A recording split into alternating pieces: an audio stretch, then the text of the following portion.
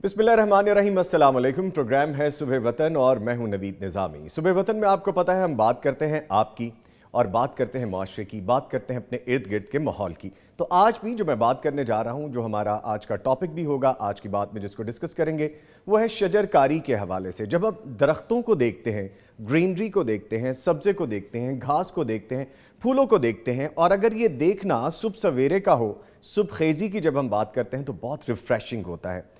आप दिन के किसी भी पहर में अपने लॉन में जाएं या अपने घर से मुंसलिक इर्द गिर्द या जो करीबी कहीं भी सब्ज़ा मौजूद है तो आपको बड़ी एक फ़्रेश फील आती है। आप अपने आप को ऐसा कहते हैं कि यार बड़ा रिफ़्रेशिंग सा मैंने अभी फ़ील किया है। उसकी वजह क्या है? आप अगर टेक्निकली और आप अगर साइंस के मुताबिक या अगर हमारे मज़हब के मुताबिक भी जाएँ तो दीन में, साइंस में, हमारे माशरे में, एजुकेशनली सारी चीज़ें हमें यही गाइड करती हैं कि सब्ज़ा सुबह सवेरे देखना या उस पर नंगे पाँव फिरना बड़ा आपको सेहतमंद माहौल फराहम करता है। आपकी पर्सनैलिटी पे, आपके दिन भर के मामूलात पे, आपकी सेहत के ऊपर बड़ा अच्छा एक इम्पैक्ट और असर आता है। और अगर आप खुद गार्डनर हों या घर में आपने छोटे मोटे पौधे रखे हों, सब्जियां उगाई हों, जैसे आजकल ऑर्गेनिक ग़िज़ाओं का बड़ा रिवाज है जिसकी तरफ हमें जाना भी चाहिए। जो ज़मीन से अजनास उगती हैं, वो फूल हों, फल हों, पौधे हों, दरख्त हों या सब्जियां हों, जो भी चीज़ हो उसका बड़ा फ़ायदा होता है। तो जनाब, सुबह सवेरे जब मैं भी आ रहा था तो मैंने इर्द गिर्द जब देखा ग्रीनरी है, घर के पास जो पौधे लगे हैं, घर के बाहर जो पौधे लगे हैं, तो सुबह सवेरे जब सूरज की किरणें उस पर पड़ रही होती हैं और हल्की हल्की खून की ठंडक आपको आजकल मिलती है, ऑल्दो कि सर्दियाँ जाने वाली हैं, तो एक बड़ी फ्रेश फील आती है। गाड़ी में बैठते, आप सफ़र करते जब देखते हैं इर्द गिर्द साफ़ सुथरे पौधों को, दरख्तों को, तो भी बड़ी अच्छी फील आती है। तो हमें ये एक अहम काम अपनी ज़िंदगी में जो हमारे जाने के बाद हमारी आने वाली नस्लों को भी फ़ायदा दे और जब तक हम भी हैं हमें भी फ़ायदा देगा कि दरख्त लगाएं। आज का पौधा कल का दरख्त होगा और वो नस्ल दर नस्ल चलेगा। जैसे सदियों पुराने बरगद के दरख्त देख लें, सदियों पुराने ऐसे बूढ़े दरख्त देख लें जिन्होंने सदियां देखी हैं और उनके ऊपर झालरें लटक रही हैं। उनकी अपनी एक फैंटेसी होती है, उनका अपना एक करिश्मा होता है जिसके पास बैठने से आपको एक फ़ील आती है कि इसने कितनी उम्र, कितने ज़माने, कितने अदवार, कितनी सदियाँ और कौन कौन से दौर देखे हैं। इस फील को ज़रा लें और आज हम ये कोशिश करेंगे कि हम भी एक पौधा लगाने की इस मुहिम में शामिल हो जाएं ताकि आने वाली नस्लों के लिए, आने वाले लोगों के लिए, आने वाले एटमॉस्फेयर के लिए फ़ायदेमंद हो। सुबह सवेरे की ये बात मैंने आपसे शेयर की। प्रोग्राम का आगाज़ करते हैं, आपको बताते हैं कि किस तरह से प्रोग्राम आज रहेगा और इख्तिताम में हम क्या करने वाले हैं। सबसे पहले तलावत कुरान करीम सुनने का फैज़ हासिल करेंगे। उसके बाद हमारे साथ मौजूद होते हैं मौलाना अजमल भट्टी साहब, उनसे हम आज का वजीफ़ा जानेंगे। आप जो हमें सवालात लिख भेजते हैं वो शामिल करेंगे। इसके साथ साथ जब हम ब्रेक से वापस आएंगे तो हम शजरकारी के हवाले से बात करेंगे जिसमें हमने बहुत सी अहम चीज़ें भी आपको इन्फॉर्म करनी है और एक ऐसी शख्सियत के बारे में भी बताना है जिसने दुनिया भर में डंका बजाया है और वो क्यों बजाया है, उनकी शख्सियत का क्या खासा है, वो आपको बताएंगे। इसके साथ साथ आज जो जादू जिन्नात के हवाले से सवालात हैं वो भी शामिल करेंगे। अब बाकायदा इसकी डिटेल्स में जाएंगे। अपने मौजूद मेहमानों का आपको तारुफ करवाऊँ। मेरे साथ आज मौजूद हैं कारी उसामा शौकत साहब, फाजिल क़िरात सबा अशरा। वेरी वार्म वेलकम जी। अस्सलाम वालेकुम कारी साहब, कैसे हैं आप? खैरियत से हैं? अल्लाह का शुक्र, अल्हम्दुलिल्लाह। आपसे हम बात भी करेंगे और आपकी एक और एक्सपर्टीज़ भी हमें पता चली हैं, उस पर भी हम आपसे गुजारिश करेंगे।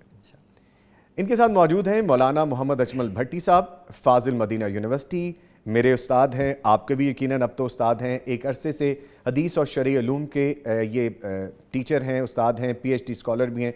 सर अस्सलाम वालेकुम। सर तबीयत आज कुछ नासाज लगी मुझे। अल्हम्दुलिल्लाह, थोड़ा सा है, कोई नहीं। चले, अल्लाह ताला आपको शिफाए कामला अता फरमाए। सर हम गुफ्तगू करेंगे, सवालात भी शामिल करेंगे। अभी चलते हैं कारी साहब की तरफ। कारी साहब, गुजारिश ये है कि सूरह वाक़िया आयत नंबर 68 to 74 यानी कि 68 से 74 तक की तलावत कुरान करीम फरमाइए। अऊज़ु बिल्लाहि मिनश शैतानिर रजीम, बिस्मिल्लाहिर रहमानिर रहीम। أفرأيتم الماء الذي تشربون أأنتم أنزلتموه من المزن أم نحن المنزلون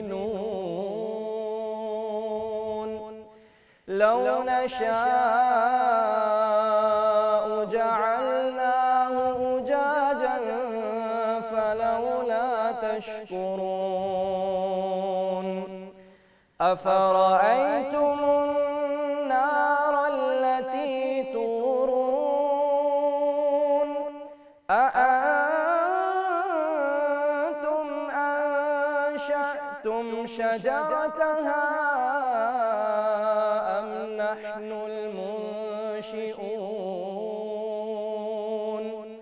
نحن جعلناها تذكرة ومتاعا للمقوين فسبح باسم ربك العظيم صدق الله العظيم माशाल्लाह माशाल्लाह माशाल्लाह जज़ाकल्लाह कारी साहब। ये बाकायदा जो लहजा था ये एक बड़े मशहूर हमारे जो कारी हैं इंटरनेशनली जो रिकग्नाइज्ड हैं, बड़ा जाना पहचाना नाम है, ये तो डायरेक्ट उनसे जाके मिल रहा है। जी उनसे मिलता जुलता लहजा बिल्कुल। तो ये आपने शारी बिन राशिद अल अफ़ासी जी बिल्कुल, ये बाकायदा आपने सीखा है या प्रॉपर्ली सीखा है? अच्छा माशाल्लाह माशाल्लाह। वैसे तो हमारा सेगमेंट जब होता है ये वाला तो हम कोशिश ये करते हैं जैसे भट्टी साहब कि ज़्यादा से ज़्यादा सवालात शामिल कर लें, लेकिन मुझे पहली ही जो आयत जब इन्होंने पढ़नी शुरू की एक फ़ील आना शुरू हुई। क्या सर आपको भी फील हो रहा था? अल्हम्दुलिल्लाह, बहुत खूबसूरत, ब्यूटीफुल, बहुत पुरलुत्फ, Beautiful. और रूहानी तिलावत फरमाई। Beautiful beautiful. वरना थोड़ा सा रिदम बनता है, रिदम तो खैर इसके लिए कोई माकूल वर्ड नहीं हो, थोड़ा सा बनता है माहौल इसके लिए।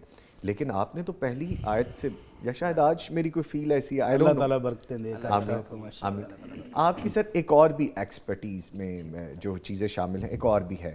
आप माशाल्लाह अस्मा हुस्ना के बारे में मुझे पता चला था और कहीं पे जिक्र भी हो रहा था, तो मैंने कहा चले आज المقسط الجامع الغني المغني المانع الضار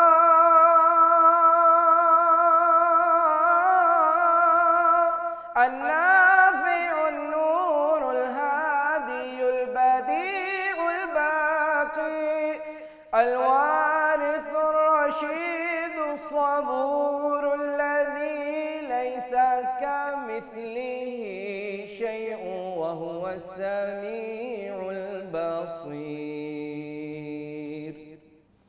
माशाल्लाह माशाल्लाह जज़ाकल्लाह जज़ाकल्लाह। कारी साहब आज सुबह सवेरे एक और मैंने ऐसी फ़ील पाई है कि जो बड़ी मुश्किल से कभी कभी नसीब होती है। अल्लाह आपको जज़ाए खैर अता फरमाए। सर कैसे हैं आप सर? अल्लाह का बहुत फजल शुक्र। माशाल्लाह आपने साथ हैं कितनी बरकतों वाली हासिल की सर। अल्हम्दुलिल्लाह।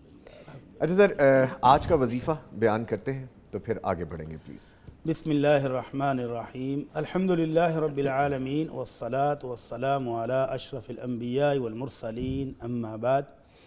निज़ामी साहब, आज जो हम अपने नाज़रीन को दुआ या वजीफ़ा या ज़िक्र बताने वाले हैं उसमें भी नबी रहमत सल्लल्लाहु अलैहि वसल्लम ने बहुत सारी अल्लाह ताला की रहमतें और बरकतें हमारे लिए जमा कर दी हैं। माशाल्लाह। आपकी कलाम का ये एक ख़ासा है कि मुख्तसर होती है लेकिन उसमें दुनिया जहान की खूबियाँ जमा हो जाती हैं। मसलन मैं और आप, ज़िंदगी है ना, इसमें परेशानियाँ आती हैं और कभी कर्ज़ लेने की नौबत भी आ जाती है, फिर उस कर्ज़ को देने की फ़िक्र, फिर उससे हर बंदा कहता है ये टेंशन नहीं लेनी। और आप अपने घर का कोई काम शुरू करा के देख लें, एडवांस पैसे सारे दे दें और फिर उसके बाद हर कारीगर आपको कहेगा सर टेंशन ना लें, बाप का भाई है ना जी वो टेंशन आपको दे रहा होता है। इसका भी इलाज है इसमें जी। और सलफ़ सालिहीन में से कुछ बुजुर्ग तो ये भी फरमाते हैं कि इस टेंशन अकेली की वजह से इतनी मुसीबतें, इतनी बीमारियां आती हैं कि आपकी सोच से बाहर है। मसलन अभी कुछ दिन पहले हम एक जनाजे में थे, हमारी एक बहन सेहतमंद, चल रही है फिर रही है माशाल्लाह, घर के काम काज मसरूफ़ है اور ایک خاندانی ٹینشن آئی اور اس ٹینشن کی وجہ سے ان کی شوگر شوٹ کر گئی اور شوگر کی وجہ سے اٹیک ہو گیا اور اس کے اٹیک کے بعد پھر ان کو فالج ہو گیا اور پھر وہ سنبھل ہی نہیں سکی۔ اللہ اکبر، اللہ اکبر۔ تو یہ ٹینشن جس کو ہم ہر شخص کو کہتے ہیں نہیں ٹینشن لینی نہیں ہو بھائی دے رہے ہو، اس کا علاج اس وظیفے میں موجود ہے۔ ماشاءاللہ ماشاءاللہ۔ پھر انسان سستی کاہلی کی وجہ سے کتنے دنیا کے مقاصد ہیں جو نہیں پا پاتا، فیل ہو جاتا ہے، کیوں؟ تھوڑی سی سستی کی ہے یار میں نے، اور آخرت کی بہت منزلیں جو جنت میں ہیں ان میں پیچھے رہ جاتا ہے، اس کا بھی علاج اس میں موجود ہے۔ بزدلی انسان کو گھر سے نکلا ہے تو کیا ہوا، واپس آ گئے، بھئی کیا ہوا، آپ تو جا رہے تھے، ہے جی وہ میرے آگے سے کالی بلی گزر گئی ہے، کالا کتا گزر گیا ہے، توہم پرستی، جی بالکل، ڈر جاتا ہے۔ بزدلی کا علاج بھی اس میں موجود ہے۔ اور پھر کوئی دشمن آپ پر غالب آ جائے، جی قرضہ ایسا چڑھے کہ آپ ڈوب جائیں، ان سب کا علاج آج کے اس وظیفے میں موجود ہے۔ ماشاءاللہ تو ماشاءاللہ۔ نبی رحمت صلی اللہ علیہ وسلم نے جو وظیفہ سکھایا وہ میں ابھی پڑھنے لگا ہوں۔ جی پلیز۔ اللہم انی اعوذ بک من الہم والحزن والعجز والکسل والبخل والجبن وضلع الدین وغلبۃ الرجال۔ جی اللہ کے نبی صلی اللہ علیہ وسلم فرماتے ہیں اللہ میں پریشانیوں سے، ٹینشن سے اور غموں سے تیری پناہ مانگتا ہوں۔ والعجز والکسل، سستی اور نکارا پن اور کسی کام کو کرنے میں بندہ عاجزی، بالکل تھک جائے بیٹھ جائے اور اپنے اعلیٰ مقاصد کو پانے میں سستی کرے، اللہ اس سے بھی پناہ مانگتا ہوں۔ والعجز والکسل والبخل والجبن، بزدلی بھی بہت بڑا عیب ہے، اور اگر اللہ نے نعمتیں دی ہوں تو کنجوسی اور بخل بھی بہت بڑا عیب ہے۔ تو سخاوت کرنی چاہیے، اپنے مسلمان بھائیوں کی، عزیز و اقارب کی مدد کرنی چاہیے بڑھ چڑھ کے۔ جی تو یہ امت کو سبق ہے کہ جب اللہ نعمتیں دے تو سخی ہو جاؤ، بخیلی نہیں کرنی، کنجوسی نہیں کرنی۔ وضلع الدین وغلبۃ الرجال، اللہ کوئی دشمن مجھ پر غالب آ جائے، کوئی قرضہ اتنا ہیوی ہو جائے کہ میں دینے کے قابل نہ رہوں، اللہ اس سے بھی تیری میں پناہ مانگتا ہوں۔ تو اس میں دنیا اور آخرت کی بہت ساری خیر و بلائی شامل ہو گئی ہے، اس کو بھی صبح شام پڑھنا چاہیے۔ ٹھیک ہے سر، پلیز دوبارہ ریپیٹ کیجیے گا پھر آگے۔ اللہم انی اعوذ بک من الہم والحزن والعجز والکسل والبخل والجبن وضلع الدین وغلبۃ الرجال۔ ٹھیک ہے، بہت شکریہ بیٹی صاحب۔ جزاک اللہ۔ یہ جی وظیفہ آج کا ہم نے بیان کر دیا، آپ کو بتا دیا۔ آج کی جو شخصیت ہے ان کے بارے میں آپ کو بتائیں، یہ پیکج ہے وہ دیکھتے ہیں۔ حضرت سعید بن زید رضی اللہ تعالیٰ عنہ۔ سیدنا سعید بن زید رضی اللہ تعالیٰ عنہ۔ سیدنا سعید کے والد زید بن عمر بن نفیل نے اپنی عمر کا زیادہ حصہ حق کی تلاش میں گزارا۔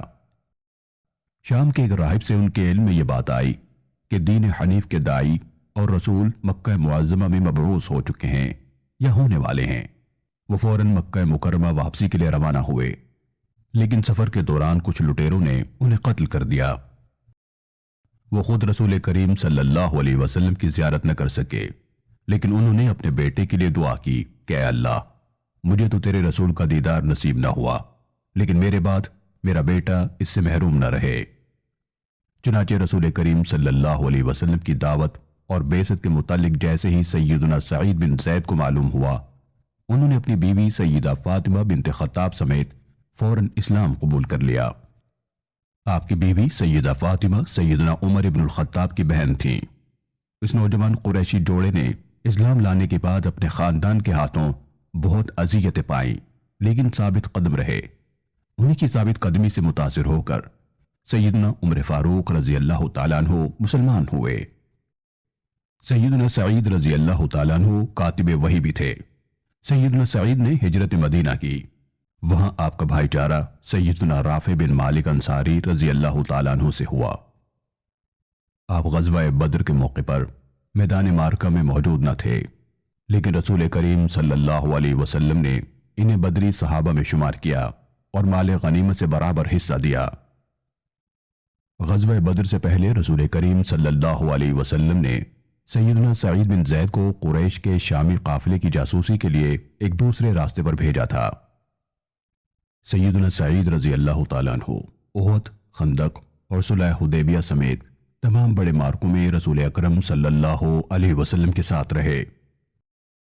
سیدنا سعید بن زید رضی اللہ تعالیٰ عنہ کا معمول تھا کہ ہم میدان جہاد میں رسول کریم صلی اللہ علیہ وسلم کے بالکل آگے ہوتے اور نماز کے وقت بالکل پیچھے، तबरी और इब्न कसीर की रिवायत के मुताबिक जंग यरमूक के मौके पर इस्लामी फौज के कल्ब यानी दरमियानी दस्ते की कमांड उन्हें दी गई थी।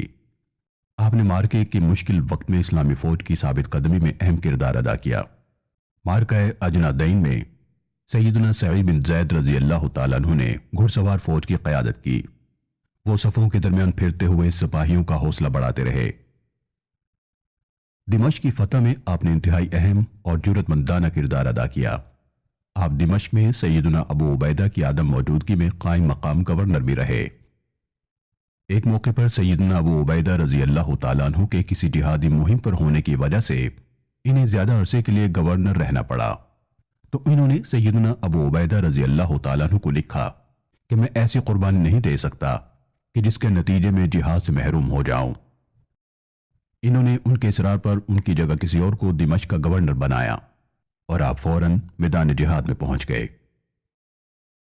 सैयदना उस्मान गनी रजी अल्लाह तआला अन्हु के दौर में मदीने से कारवान हज चलता तो उम्महातुल मोमिनीन के काफिले में सबसे आगे सैयदना सईद बिन ज़ैद रजी अल्लाह तआला अन्हु और सबसे पीछे सैयदना अब्दुर्रहमान बिन औफ रजी अल्लाह तआला अन्हु हुआ करते थे। सैयदना सईद बिन ज़ैद रजी अल्लाह तआला अन्हु के सामने मुसलमानों में कुछ बाहमी कशाकश और शकरंजियां पैदा हुई। आप अपने ज़ुहद और तक़वे की वजह से हमेशा उनसे किनारा कश रहे। आपकी जिहादी खिदमात की वजह से इन्हें इराक में एक जागीर दी गई थी। उस जागीर की पड़ोसन अरवा बिनते उवैस ने गवर्नर मदीना की अदालत में उनके खिलाफ झूठा मुकदमा दायर कर दिया कि इन्होंने उसकी जमीन के एक हिस्से पर नाजायज कब्जा कर लिया है। सैयदना सईद रजी अल्लाह तआला अन्हु ने गलत इल्जाम के बावजूद जमीन का वो हिस्सा उस औरत के हवाले करते हुए ये बद्दुआ दी कि अगर यह झूठी है तो अंधी होकर मरे और इसके घर का कुआं उसके लिए कब्र बन जाए। अल्लाह की शान, वो झूठी औरत बहुत जल्द अंधी हो गई और एक रोज घर के कुएं में गिरकर मर गई।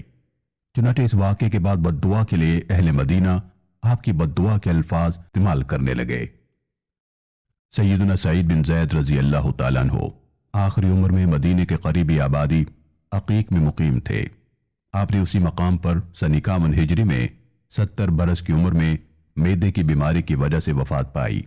अल्लाह ताला आपकी कब्र पर करोड़ों रहमतें नाजिल फरमाए, आमीन। जी, तो पैकेज आपने देखा और उनकी शख्सियत के बारे में हमने काफ़ी चीज़ें जानी। प्रोग्राम को आगे बढ़ाते हुए आपके सवालात शामिल करते हैं।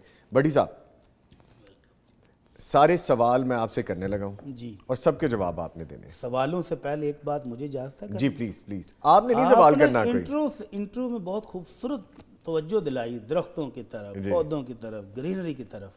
वाकई इससे रूह सरशार हो जाती है। जब बंदा बहुत थका हुआ हो तो किसी खूबसूरत सरसब्ज़ शदाब पार्क में निकल जाएं, खेतों में निकल जाएं तो आप फ्रेश हो जाते हैं।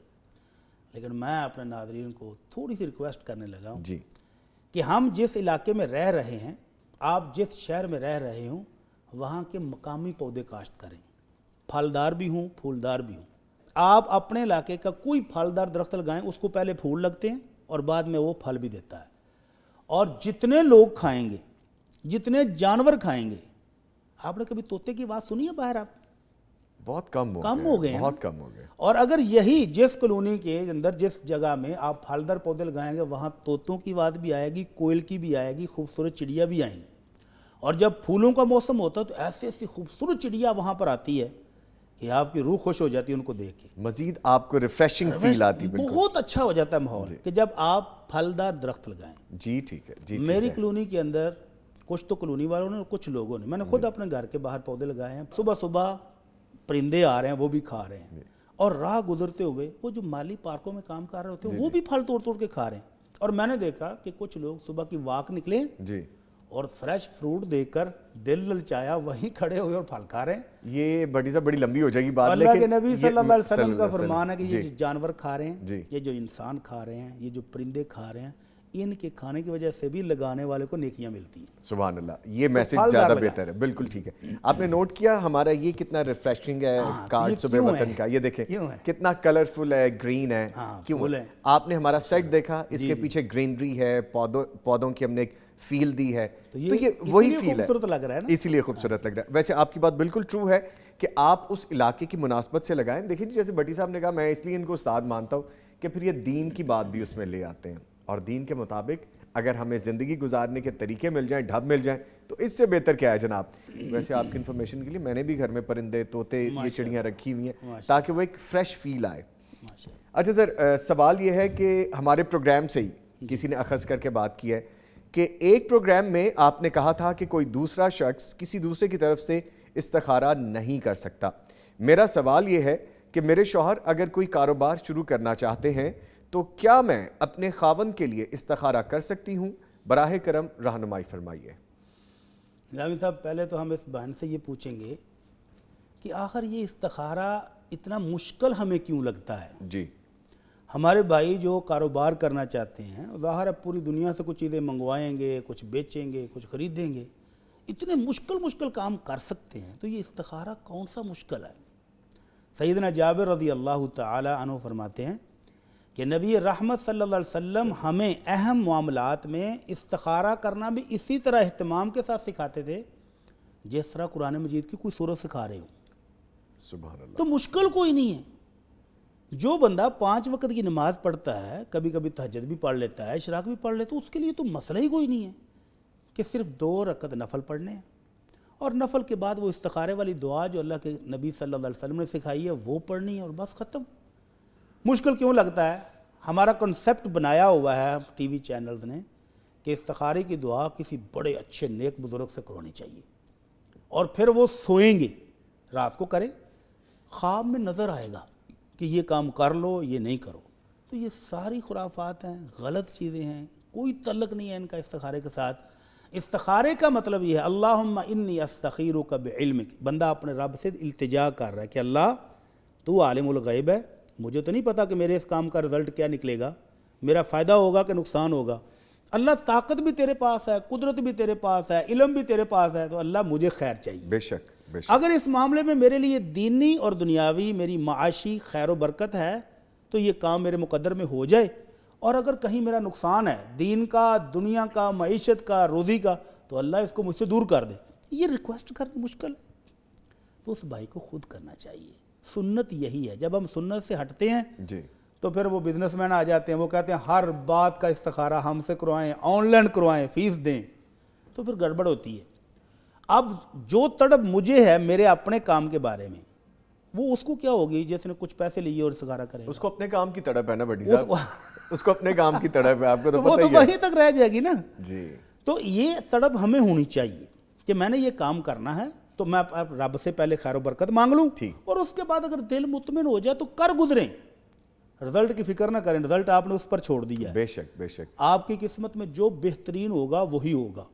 اگر مثال کے طور پر جس مقصد کے لیے آپ نے استخارہ کیا وہ کام بالاتفاق نہیں ہو پاتا, تو پھر آپ یقین رکھیں کہ وہ آپ کی قسمت میں اچھا نہیں تھا. ٹھیک ہے, اللہ تعالیٰ نے اسی لیے وہ آپ کے مقدر میں نہیں کیا. اللہ پر یقین رکھیں, بھروسہ رکھیں. جی, تو استخارہ جس بندے نے جو کام کرنا اسے خود کرنا چاہیے. بٹی صاحب بائی آل مینس پھر تو مجھے کہہ لینے دیجئے کہ ہم ایک پروگرام ہو یا ہزاروں پروگرام ہو, جو بات ہمارا دین ہمیں سکھاتا ہے ہم اس پہ ہی رہیں گے اور وہی بتائیں گے. رہیں گے تو خیر و برکت خیر و برکت ہے. تو جو دعا کے بارے میں ہم ذکر کر رہے تھے, وہ دعا دیکھ کے بھی پڑھی جا سکتی ہے؟ دیکھ کے پڑھ لیں. ٹھیک ہے, دیکھ کے پڑھ لیں, اور اگر عربی پڑھنے کے قابل نہیں تو اردو میں اپنے رب سے ریکویسٹ کر لیں کہ اللہ یہ کام میں کرنے جا رہا ہوں, یہ میرے لیے اگر فائدہ مند ہے تو مجھے نصیب کر دے, اور اگر یہ نقصان دہ ہے تو اللہ اس کو میرے سے دور کر دے. ٹھیک ہے میری بہن, آپ کو آج بڑے واضح جواب میں بتا دیا. اور ویسے بھی نہ صرف آپ کے علاوہ بھی جن کے ذہن میں یہ سوال تھا ان کے لیے یہ کھلا میسج ہے. تو آپ صرف پرسنلی خود استخارہ کر سکتے ہیں, میاں ہو, بیوی ہو, بہن ہو, بھائی ہو, کوئی بھی رشتہ ہو, استخارہ انڈیویجولی بائی ہر اور ہم سیلف ہوگا. ٹھیک ہے سر؟ جی بالکل. سر آگے پوچھا گیا وضو کے نوافل کے متعلق کچھ تفصیل بتا دیں. فجر یا دیگر نمازوں کی ادائیگی کے لیے جب وضو کیا جائے تو کیا تب بھی الگ سے وضو کے نفل ادا کر لینے چاہیے, یا پھر نماز کی سنتیں یا فرائض ہی کافی ہیں؟ پوچھنے والے نے غالباً یہ پوچھا ہے کہ کیا وضو کے علیحدہ سے نفل پڑھنے ہیں یا فرائض جو سنتیں پڑھ لی وہی کافی ہیں. ٹھیک ہے. تو ان کے لیے عرض یہ ہے کہ یہ جو وضو کے نوافل ہیں ان کی شان بہت ہے. فرائض اپنی جگہ ہیں, وہ تو کرنے ہی کرنے ہیں. سنتیں پڑھنی ہیں, ان کا بھی فائدہ پڑھنے والے کو ہے. نوافل پڑھے اس کا بھی فائدہ اس کو ہے. لیکن وضو کرنے کے بعد، خاص وضو کے بعد نفل پڑھنا، اس کی شان کتنی ہے۔ نبی رحمت صلی اللہ علیہ وسلم فجر کے بعد نماز سے فارغ ہوئے تو حضرت بلال جو آپ کے خادم خاص بھی ہیں، مؤذن رسول بھی ہیں صلی اللہ علیہ وسلم، کہا یا بلال حدثنی بارجع عمل عملت فی الاسلام، بلال مسلمان ہونے کے بعد جو تم نے سب سے بڑی نیکی کی نا وہ مجھے بتاؤ، جس کے ثواب کی تمہیں اتنی امید ہو کہ یہ مجھے جنت میں لے کر چلے جائے گا، وہ عمل تو بتاؤ۔ اللہ کے رسول کیا ہوا ہے؟ فرمایا آج رات میں نے جنت میں تمہارے قدموں کی آواز اپنے آگے آگے سنی ہے۔ سبحان اللہ، کیا سبحان مطلب؟ اللہ، سبحان اللہ، کہ کائنات کے مالک نے اپنے محبوب کو خواب میں جنت کی سیر کروائی، جی خادم آگے آگے، خادم ہوتا ہی آگے ہے، تو آپ نے فرمایا بلال تمہارے قدموں کی آواز آگے آگے میں نے سنی ہے، تو وہ عمل تو بتاؤ جس کی وجہ سے یہ سارا کچھ حاصل ہوا ہے۔ تو بلال بڑی معصومیت سے کہتے ہیں اللہ کے رسول، رات کا وقت ہو یا دن کا وقت ہو، جب بھی میں وضو کرتا ہوں نا تو اللہ تعالیٰ جتنی توفیق دیتا ہے جو میرے مقدر میں ہوتا ہے، اس وضو کی وجہ سے میں نوافل پڑھتا ہوں، سبحان 2 پڑھ لوں 4 پڑھ سبحان لوں، اللہ، جتنی میری توفیق ہو میں پڑھ لیتا ہوں، رات کو وضو کروں یا دن کو کروں، جب بھی وضو کرتا ہوں تو میں نفل پڑھتا ہوں۔ تو اللہ کے نبی صلی اللہ علیہ وسلم کی خاموشی، آپ کا اس کو درست قرار دے دینا، یہ مہر تھی۔ نبی کریم صلی اللہ علیہ وسلم فرماتے ہیں کہ وہ مسلمان جو وضو کرے اور پھر کھڑا ہو کے صرف 2 رکعتیں پڑھنی ہیں، لیکن پڑھنی کیسے ہیں؟ جی پوری توجہ کے ساتھ، اپنی روح ادھر ادھر سیر کرنے کے لیے نہ بھیجے، نماز کے اندر کھڑا ہے تو نماز کے اندر ہی کھڑا ہے، صرف 2 رکعتیں پڑھے گا تو اللہ کے نبی صلی اللہ علیہ وسلم کی رحمت عالم کی گارنٹی ہے، وجبت لہ الجنہ، اس کے لیے جنت واجب ہو جاتی ہے۔ سبحان اللہ، تو یہ وضو کے 2 نفل ہیں۔